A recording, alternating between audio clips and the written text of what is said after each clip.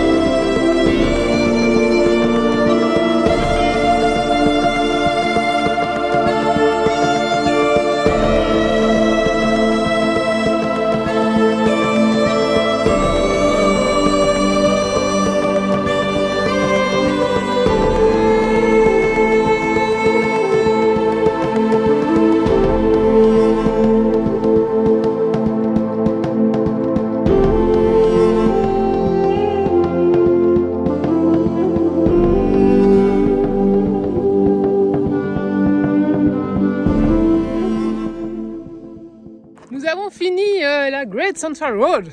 Avec un pneu crevé. À 150 km de l'arrivée. Ballot quand même. Ouais, un gros screw. Ouais, vous avez vu la belle vis. Ouais. Grosse comme ça. Hein. Elle était énorme. Donc voilà, on a passé une bonne nuit, on a bien dormi. On est un petit peu crevé de la route quand même, mais ça va. Wow, ça on va. est content, on est en train de se dégourdir les jambes. Donc on est en fait au parc national de Uluru et de Kata-Tjuta. Kata-Tjuta. Kata-Tjuta. Donc ici, c'est un des grands icônes d'Australie. Parce que...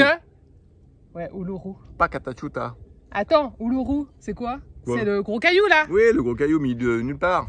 Et oui, et à côté, donc ça, ce sera pour demain la découverte. On a commencé par Kata-Tjuta. Voilà. Ici, qui est très peu connu en fait, parce que nous, voilà, on connaissait le gros caillou. Oui, il y a toujours autant de mouches. Et en fait, il y a aussi Kata-Tjuta juste à côté. Ouais, qui est très beau. Splendide. Donc on va faire une grande randonnée, 10 km pour faire tout le tour. Donc on vous emmène avec nous et puis restez aussi pour demain et après-demain. Et après-demain, et après-demain. Il y a pas mal de nouvelles choses à voir dans cette dernière grosse étape. Eh oui, c'est parti. C'est parti. Les enfants, prêts, parti. Camille? Prêt. Avec tes nouvelles chaussures. Alors Miss Camille, elle a perdu une de ses chaussures, donc on n'a plus de basket. Au milieu d'une part, on n'a plus de basket. Donc, sandales pour Camille. Naël? T'es prêt?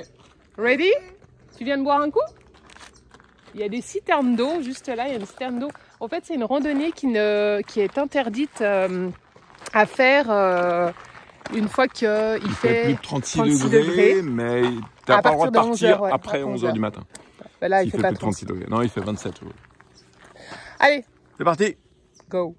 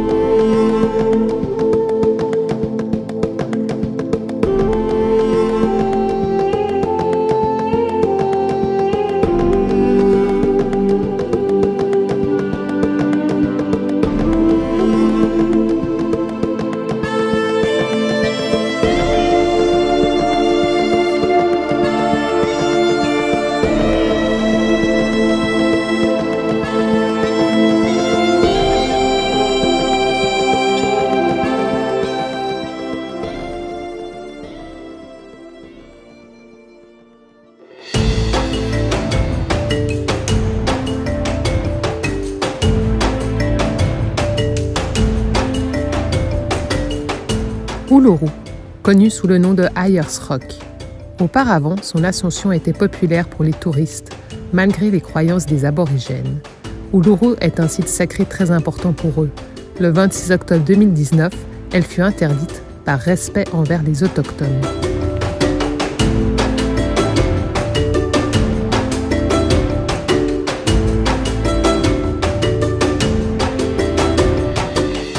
Plusieurs sites sont sacrés et les images sont interdites. Dans le temps où les aborigènes étaient nomades, ils venaient ici pour boire, chasser et se réfugier. De l'art rupestre est présent à plusieurs endroits.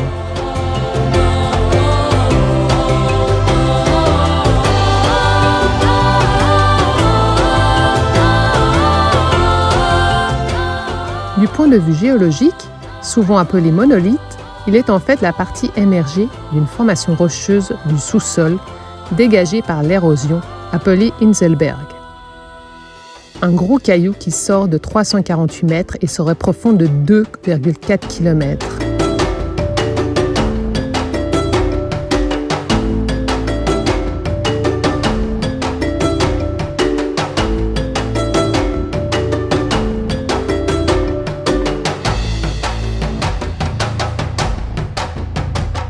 Il est fait de grès et sa particularité est de prendre des couleurs rouges selon la lumière. Des cascades, avec le temps, ont façonné la roche pour laisser apparaître de belles sculptures.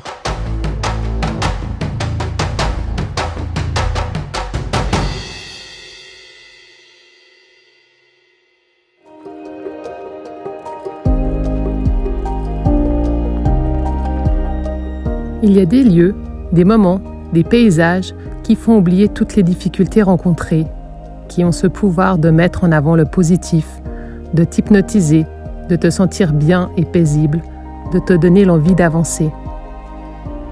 Des souvenirs à nous et qui, nous savons, nous sera nécessaire pour la suite.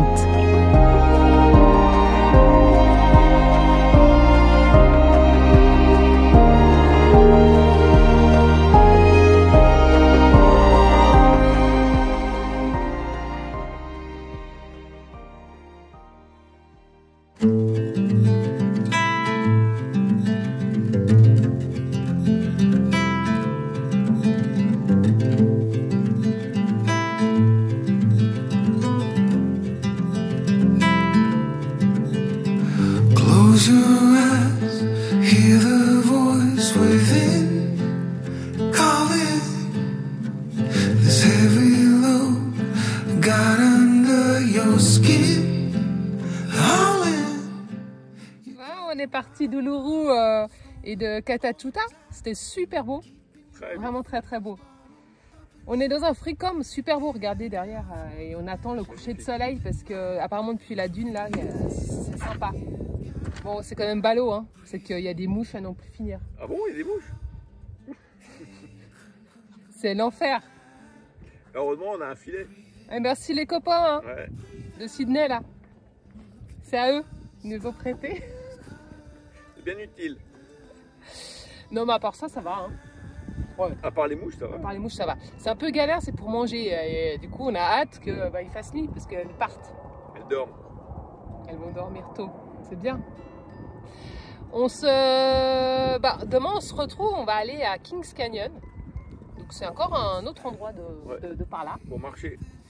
Encore des marches, ouais. On vous emmène beaucoup marcher. Hein. Marcher. Dans quelques jours, on en aura marre et puis on partira, on ira sur Sydney. Ouais. On roulera, rouler. En attendant, on se retrouve demain sur la rando. Allez, à demain. Ciao, et puis profitez de ne pas avoir de mouches. Hein.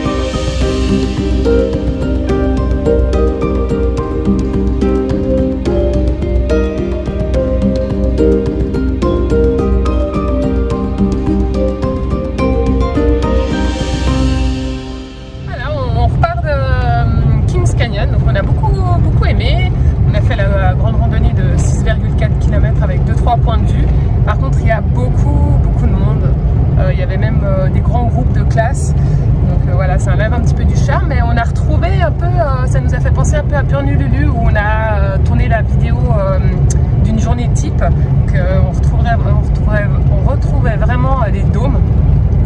Et là, donc on continue. Donc après avoir été au parc national donc de Uluru et de Katachuta, après on a donc fait Kings Canyon, appelé aussi Watarka en aborigène.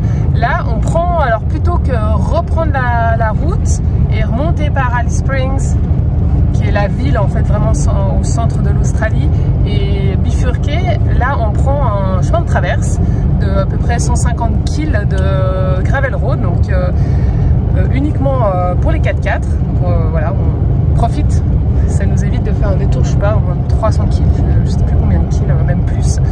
Et pour ça il faut un permis, donc on a payé de 6,50 €, 6,50 $, ce qui équivaut un petit peu, à peu près à 4 €, un peu moins.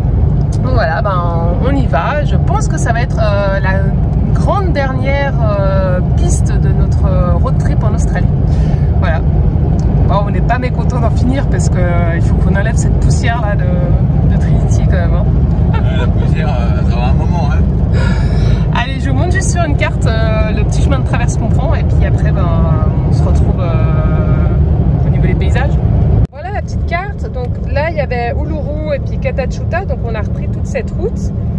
Ensuite on a été donc à Watarka qui est Kings Canyon, et au lieu de refaire tout ça par la route, d'aller à Alice Springs et de revenir ici dans le West Macdonald National Park qu'on veut faire, on prend cette piste là qui continue, tchac, et on y arrive directement. Voilà, et puis après bon, on fera tout le parc de West Macdonald et on arrivera à Alice Springs. Et une fois à Alice Springs, ben, ça sera la fin du road trip pratiquement. Il faut juste qu'on rentre sur Sydney. Il n'y a que 2700 km. Mais on aura moins de choses à visiter, moins de choses à partager, ça sera beaucoup de routes. Et il commencera à faire froid en descendant, donc voilà.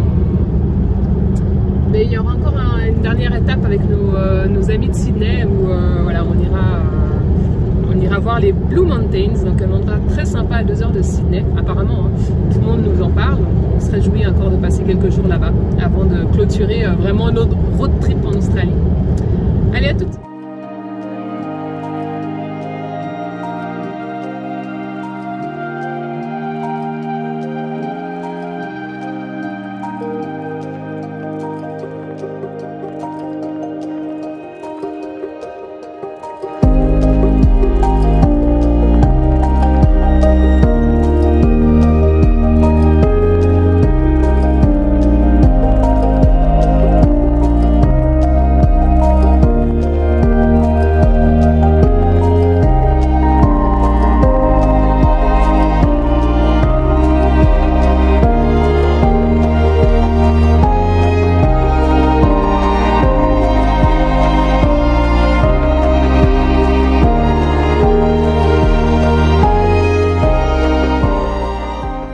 Là, nous sommes bien arrivés à West Macdonald National Park.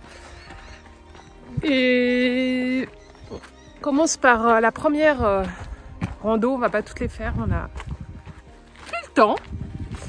Et les enfants saturent un peu des balades, là, il fait un peu plus chaud. Donc voilà, on va tranquille. 34 degrés prévu aujourd'hui. Ouh là là là là là. Et avec les mouches, hein. C'est le combo imparfait. Et là, on est sur la randonnée de Red Bank Gorge. On va aller voir. Je crois qu'il y a pas mal de points d'eau dans cette réserve. Et là, je ne sais pas si vous voyez derrière, c'est toujours impressionnant parce que on est dans un lit de rivière, donc asséché. Ouais. On se dit, mais toutes les rivières qu'on a passées, hein, souvent avec Trinity. On voit les herbes là sur les arbres.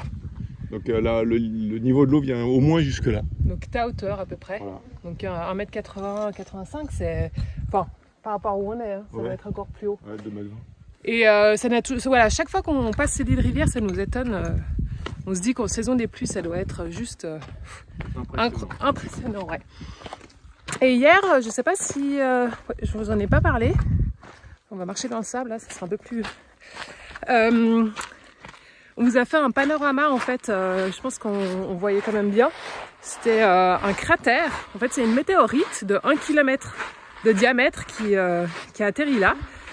Il y a 20 millions d'années. Merci monsieur pour les précisions. Je t'en prie. Et en fait avec l'impact, ça a donc compacté déjà le sol sous 4 km sous les pieds, sous terre. Et après le mouvement en fait, c'est comme quand on envoie en fait un caillou dans l'eau, ça fait des vagues. Donc tout autour, il y a eu un impact en fait sur tout le diamètre autour de jusqu'à 20 km. Et qu'on ne voit plus maintenant parce qu'en fait, avec l'érosion, voilà, ça a disparu. Mais on voit encore bien le diamètre du cratère et c'était sympa. Ouais. Voilà, une jolie petite journée qui commence. Mais on espère que demain, fin de journée, on arrive à la ville qu'il n'y a pas ces mouches parce que... Ils sont fatigants. Ouais. Pour manger, c'est pas terrible. Non, il y en a partout, ça se met partout. Heureusement, on a l'extension de tente et du coup, on passe du temps, quand il fait pas trop chaud dedans, on passe pas mal de temps à l'intérieur. Allez, j'arrête de parler parce que Patrice, il va encore dire tu parles trop. Alors voilà, je vous laisse.